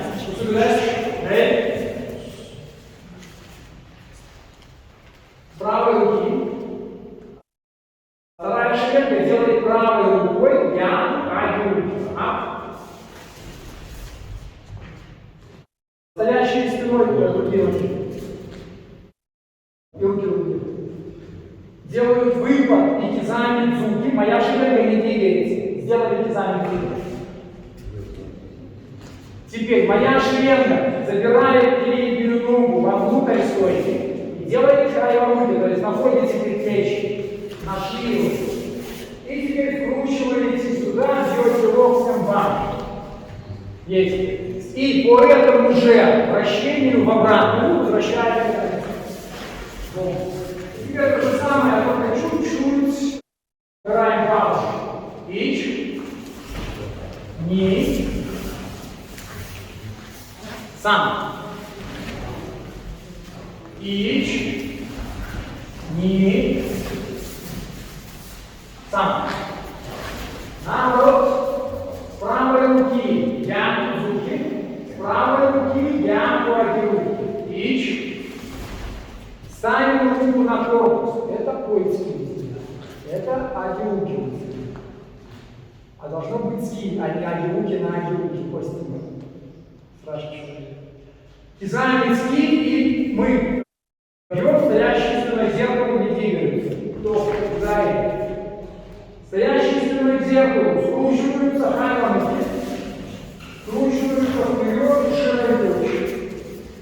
И на место возвращаемся. Без паузы то же самое. Ич. Ни. А. Ич. Ни. А. Здесь. Теперь у нас мало времени. Споров немного, но принцип продвижения психологии мы формировали. Теперь, акурику виде.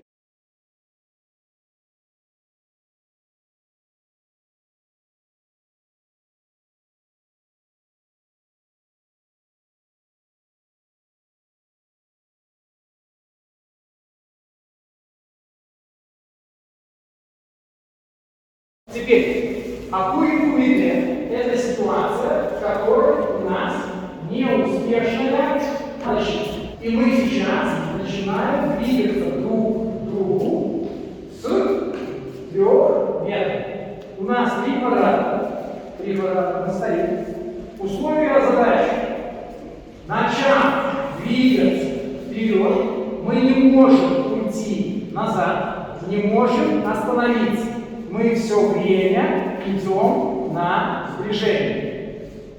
Все понятно? Все понятно. Я сейчас делаю мои и делаю это. Давай.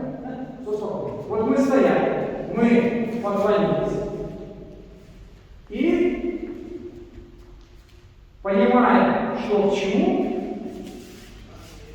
начинаем туда вближаться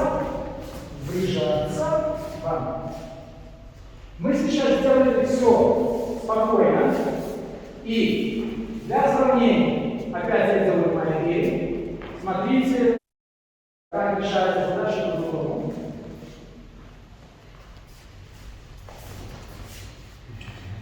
Это вот та ситуация, когда ему проще ударить в меня до того, как я ударил туда. То есть у меня вообще нет никакого представления о том, что означают голые руки, голые ноги и его неумолимое желание ударить, победить, нанести поражение и так далее. Поэтому называется это театром, подыгрыванием.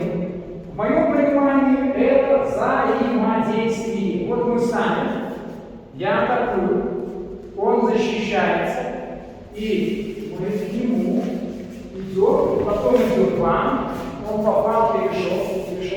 После этого я опять бью туда, куда он был, вам, и он перешел. То есть мы взаимодействуем. Если он в состоянии перемещаться вот так, как он сейчас перемещался, то момент решения остается таким же, но момент выполнения атакующих действий уже под него. Он подкручивает скоростной тумблер, и мы работаем. Идем. Тум-бам. Идея понятна? Супер. Разошлись на 3 метра.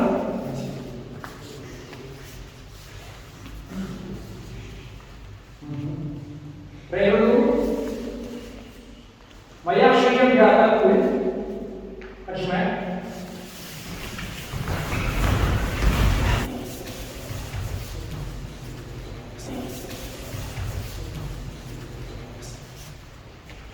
Моя шеренга атакует. Отжимаем.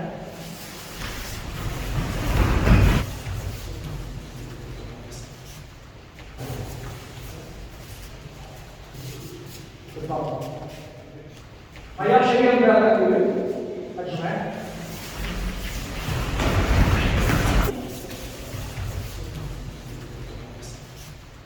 Стоящий спиной к зеркалу. Атакуем. Отжимаем.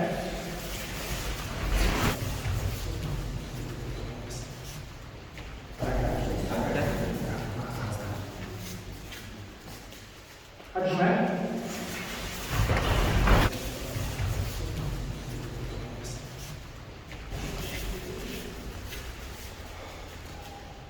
Отжимаем.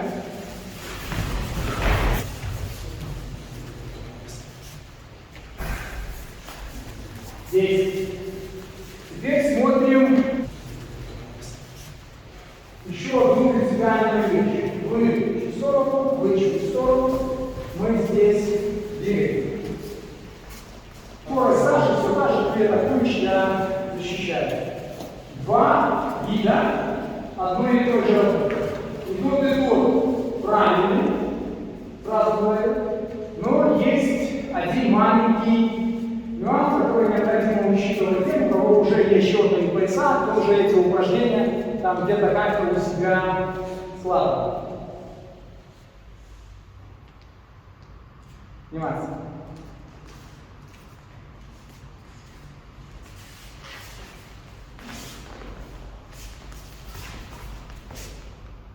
Это первая схема.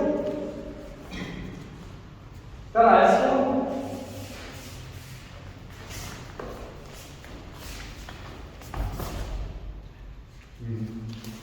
В чем разница первой схемы и второй схемы?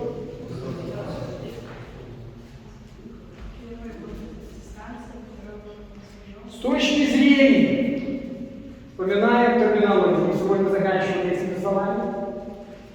Сейчас ты делаешь первое моя идея, я ухожу в пещеру, и мы остались.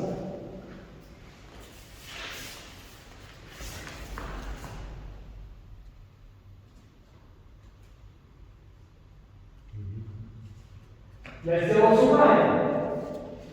Я ушел с линии, я сделал Янудзуки, я сделал Хиките, я сделал все правильно.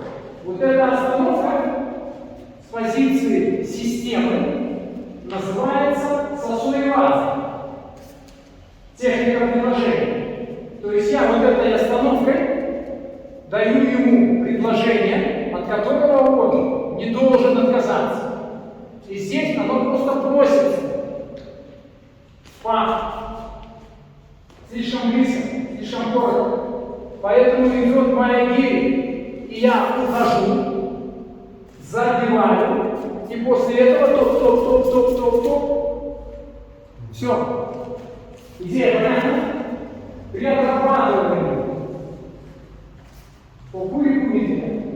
вот эту разницу реагирования после первого действия, ответ, перехват, инициативы, следующая моя идея, которая оттуда будет, это что? Борьба за доминирование, я ухожу, и после этого мое второе я в это решающее действие. Срослось? И оно кажется, что оно не имеет особого смысла. На самом деле, в этом стопроцентный смысл. Ну и теперь, последняя тема, мы плавно переходим от акули-кумите к дзуипон-кумите. Супер. Теперь смотрите, мы про это не говорили утром в лекционном материале, но эта тема сейчас появляется. Она появляется впервые. До этого ни в одном варианте взаимодействия подобного даже не рассматривали. Даже не рассматривали. Его там не было. О чем я сейчас говорю? Кто скажет? Чего из того, что мы делаем в парной работе, мы еще ни разу не сделали? Молодец. Навстречу, опережению. Его не было нигде, ни в одном упражнении. Все это понимают? Все согласны с этим? Супер. Теперь, смотрите, у нас неких 3 метра. И представьте себе, что тот, кто к вам двигается, он будет делать для дзуки корпус. Реально будет делать его корпус. Сейчас сделаешь для дзуки. И мы сейчас идем ему навстречу. Делаешь, не идем.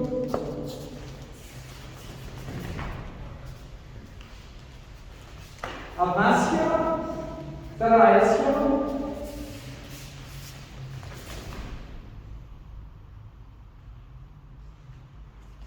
Да? Супер. Ну и третья схема ты идешь, попадаешь.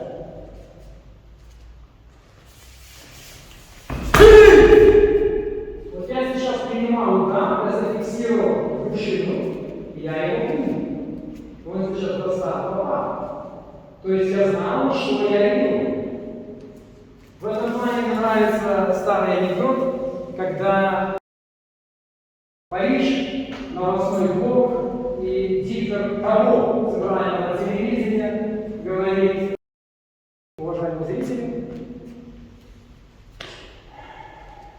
печальное известие, рейс Париж-Нью-Йорк потерпел катастрофу, самолет упал в океан, все пассажиры погибли. Ответственный редактор хватается за голову, машет там из-за камеры туда, этому диктору, и так нельзя заканчивать новости, пишет там, надо как-то на позитивной волне. И диктор говорит: уважаемые зрители, вы не расстраивайтесь, они знали наш шашлык. Понимаете? Так вот здесь та же самая тема. Вот мы идем, это вот то, про что мы там говорили. Тактическое поражение. Мы идем, он бьет я в зубки, и мы идем. Та же самая тема, ты бьешь, опять делаешь выход, стандартное оцениваемое действие. Мы идем, и мы идем. Он сейчас ударил или нет? А? Нет. Он не ударил. Я не дал ему ударить. Он по мне попал, но он не ударил. Вы поняли, почему он не? То есть, что сейчас следует? То есть, вот я иду, он начинает бить, а я ему чуть делаю выход. Это примерно то же самое, что вот этот переход на предыдущей работе. Это то же самое.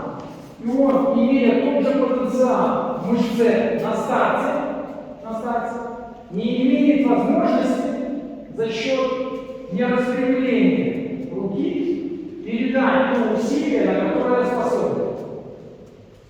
Тема понятна? Не имея опыта вот этого, сейчас сделаем то же самое, только аккуратно. Я двигаюсь вперед. Сейчас меня сделаешь явно сильно. Да, все, ты будешь делать явно сильно на оценку, но мы двигаемся вперед, и потом выходит, что это только чуть-чуть пропустить сам, чтобы я чуть-чуть движется. А потом мы все. Вот мы туда пошли. Я буду туда уходить. Туда.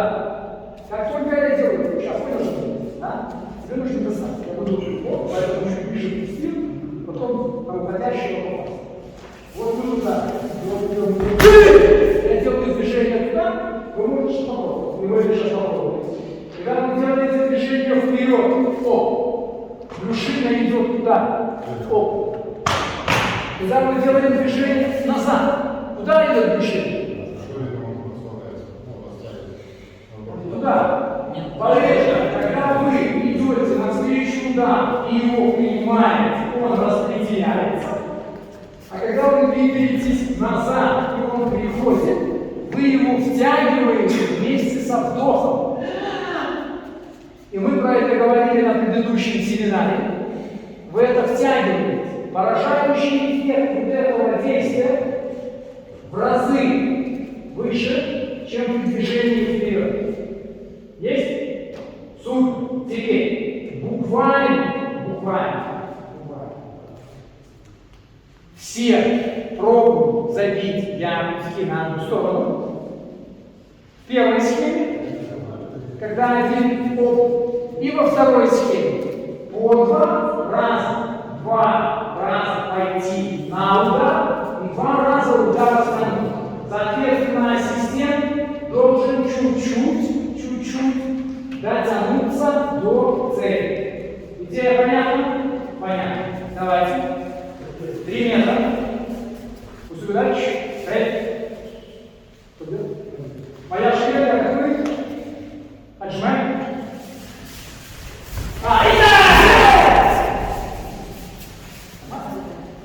Отжимаем.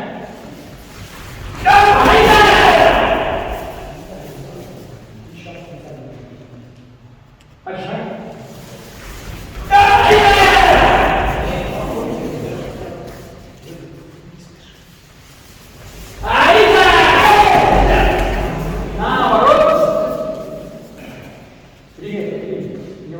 Не волнуйся, уже забудешь.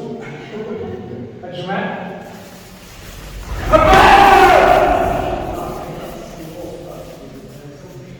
Отжимаем.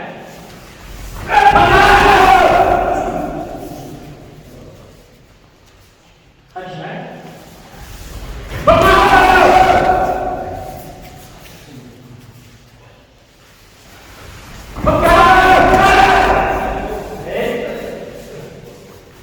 Теперь, независимо от того, кто как кому попал, запомните этот некий опыт. И теперь, как ты делаешь понятно, что у нас есть 4 атаки руками. Йодан-дзуки, шудан-дзуки, кизами-дзуки, яку-дзуки. Это 4 разных атаки. И для них, для всех разные принципы. И 4 атаки ногами. Маленькие, маваши, йога и уши. Мы сейчас взяли простую схему, чтобы просто понять, как это шло. Запомнили, как оно приходило. Те, кто хотят терпеть, продолжали терпеть. Кто терпеть не хочет, выполняет действия на опережение. Это кизами-дзуки. В данном случае. Ты делаешь усилия, я делаю кизами-дзуки. Вот мы стояли на максимум.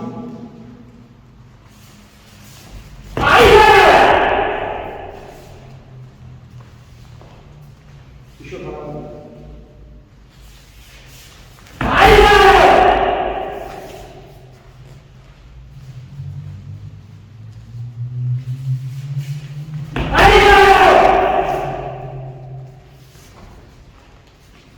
Три атаки, 3 защиты. Даже я со своим уровнем подготовки. В первом случае у дистанции недоработка. О чем мы говорим? О том, что чувство опасности, оно не лежит нормально, не лежит в запасе, его нужно откуда-то взять. Мы вошли, прицелились, попробовали, условно вышли на уровень работы борьба за доминирование. И второе, третье движение я уже попадал в цель так, как надо. Тем самым мы замыкаем всю вот эту вот нашу теорию о том, что каким бы ни был специалист, даже он ошибается. В реальной ситуации, если я на первом движении не попал, его атака не будет закончена. Он будет работать дальше. Чем закончится эта ситуация в этом случае, никто не знает. Понимаете, что я говорю? Супер. Теперь мы точно так же сближаемся, и один делает гян звуки с я, второй делает кизами звуки на опережение. Сейчас делаем спокойно. Постарайтесь исключить вот такой уровень работы. Гян и кизами спокойно.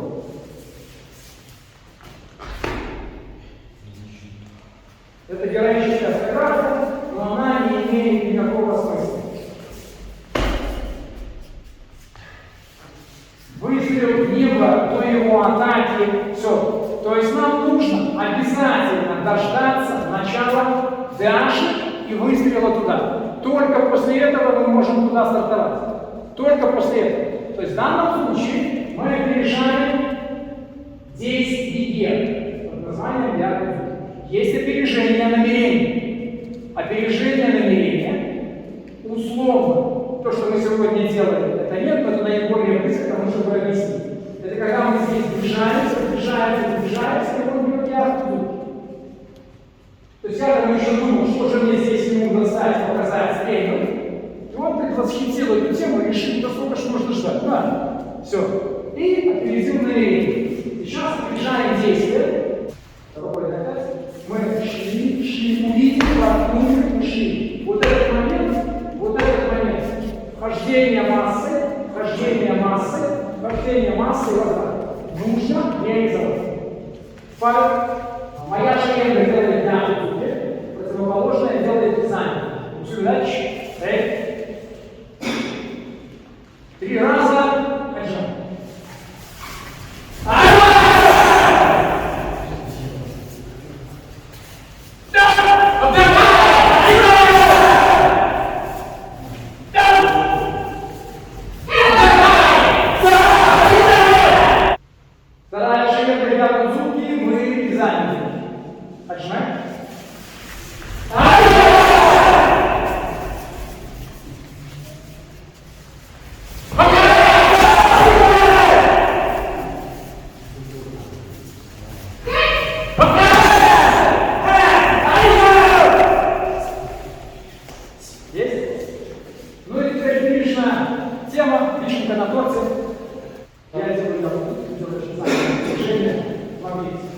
Еще один важный момент.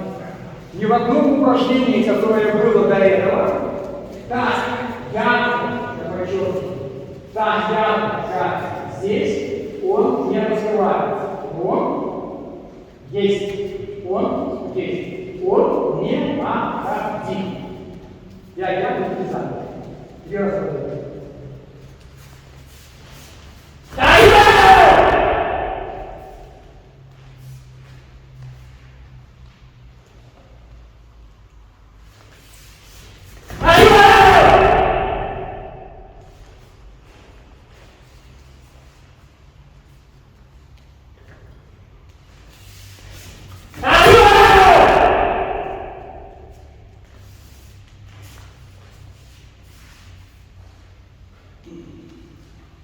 Все 3 атаки были разные по внутреннему содержанию.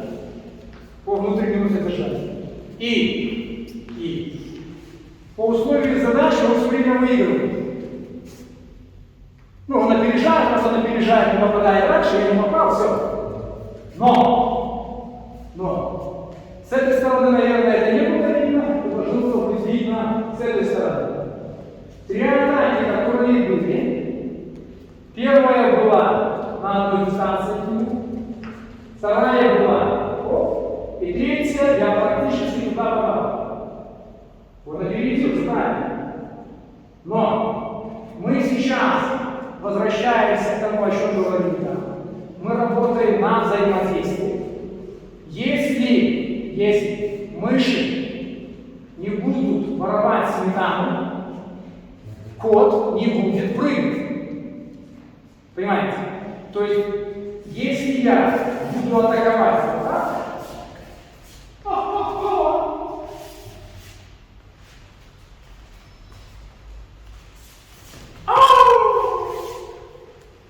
Скорость его реакции не поднимется выше моей атаки. Может быть, он там как-то один раз психанет, сейчас сделайте дизайн на максимальный цвет. Вот как вы можете сделать это назад? А вы посмотрите свое впечатление со стороны. Вот мы шли. И тут срабатывает тема какая? Полное несоответствие ситуации. Ни один мозг, каким бы он заряжен, нацелен на что ни был, не будет генерировать такую скорость на вот такой уровень атаки. Понимаете? Не будет. Ни один. Ни один. Почему? Потому что каждый из нас по своей природе, честно скажем, лентяй. Каждый из нас себя любит. А это? Безусловно. Безусловно. На диване там посидеть, что-нибудь укусить там, пожевать. Есть такая цель. И теперь следующий важный момент. Опять же, наверное, в ту сторону это будет не видно, но должно быть видно хорошо здесь. После того, как мы сделали вот это действие, и он выпрыгивает туда, а я выпрыгиваю сюда, то, сделав стоп-кадр и посмотрев на его состояние и на мое состояние, сказать, кто из нас в этой ситуации действительно попал и победил, невозможно. Именно благодаря вот таким выходам, таким наработкам мы взвинчиваем психологическое свое состояние и учимся входить в оптимальное боевое состояние. То есть первый прием, дистанция, не попал, не достал по разным причинам. Вторая ситуация. Третья ситуация. Чего не хватило? Не хватило чувства опасности, не хватило мышечной силы, или это был неправильно подобранный прием. Понимаете? Но поскольку мы в рамках школы разбираем определенные стандарты, то в рамках этих стандартов мы можем прогрессировать по каждому компоненту. Сложилось? Супер. Теперь, после того, что я рассказал, проходили того, что все встали в пары, и теперь изобразите, чтобы я понял, что вы поняли, что я сейчас говорю. Вы сближаетесь, сначала атакует твоя шумерка 3 раза, заполняйте это пространство. Заполняйте.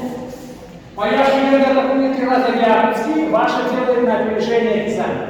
И потом все то же самое наоборот. Отжимаем.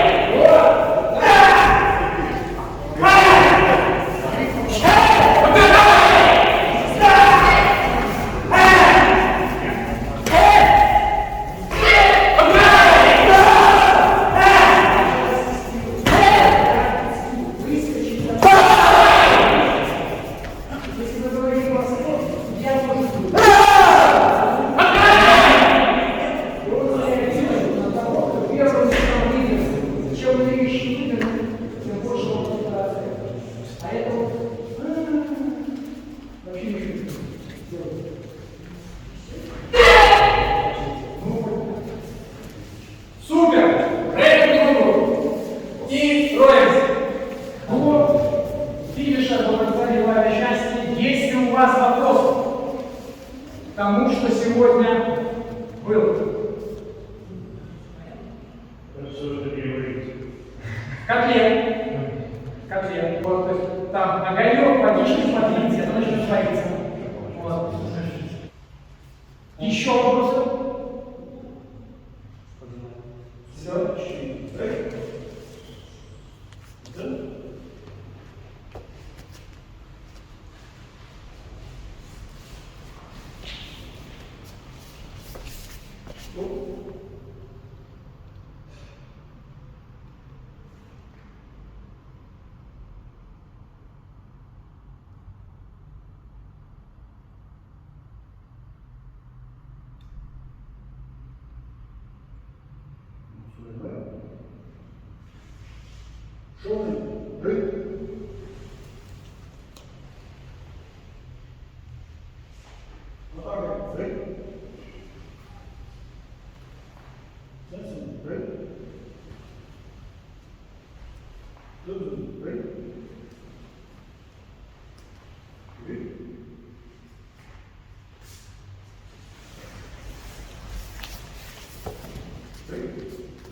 Ну, теперь для того, чтобы информация окончательно смылась с экрана, нам нужно с ней переспать. А вот вы завтра проснетесь, голова будет ясная, вернетесь на работу, к обычным своим делам, все. И глубина остаточных процессов должна быть показана нам на глубине. Вот. То есть что там осталось, где, как, все. Вот, это такая тема. Дальше. Мне бы очень хотелось, чтобы те, кто общается с теми, кого сегодня не было, донесли до них эту ужасную информацию. Однозначно в таком виде семинар максимально сложный, максимально тяжелый вы вообще не видели. То загружалось в мозги. И более сложной тренировки, чем разобраться с самим собой, вообще не существует. Поэтому попотели вы сегодня минимально. Но то, что я говорил утром, задача сформировать некую философскую концепцию обобщений, чтобы вы понимали, чем мы занимаемся, как оно одно с другим связано. И вот сейчас вот по обрывкам упражнений ГУИТ последовательно выстроили то, на что нам надо выйти. И вот это оптимальное боевое состояние, это опережение. Опережение, которое мы выполняем. Или чувствие, видение. Вот. И оно происходит вот таким вот интересным образом. Пошагово, по элементам, мы сюда двигаемся. Мы взаимодействуем. Вот. Ну и для молодежи принципиально то, что в этой модели слово «каратэ» появляется для вас. То есть вы можете брать ее, переносить на любую сферу жизнедеятельности, и она будет такой же эффективной. Вот. Теперь, огромное всем спасибо. Нас в этом семинаре было больше, чем в предыдущем. Это невероятно. Те, кто раньше пробовал на Zoom одну тренировку, сегодня выдержали две. Это тоже прекрасно. Надеюсь, что в следующем семинаре у нас будет еще хотя бы плюс один. Это глобальная задача. Но цикл, который я хотел скомпоновать и раскрыть, я скомпоновал и раскрыл. Это 4 семинара. 4. Это 4-й часть семинара. Вот. На Ютубе есть 1, 2, 3, сейчас будем выкладывать весь февраль. Ну и потом появится еще. Кто где не был, смотрите, что там, как там. Ну и надеюсь, после этой истории, та история вам станет тоже интересна, вы эти ролики тоже там как-то рассмотрите со звуком. Смотреть теорию без звука можно, но это должен быть почти дурман, чтобы наблюдать за спикером. Ничего не слышать. Да. Вот. Теперь, реально, если вопросов нет,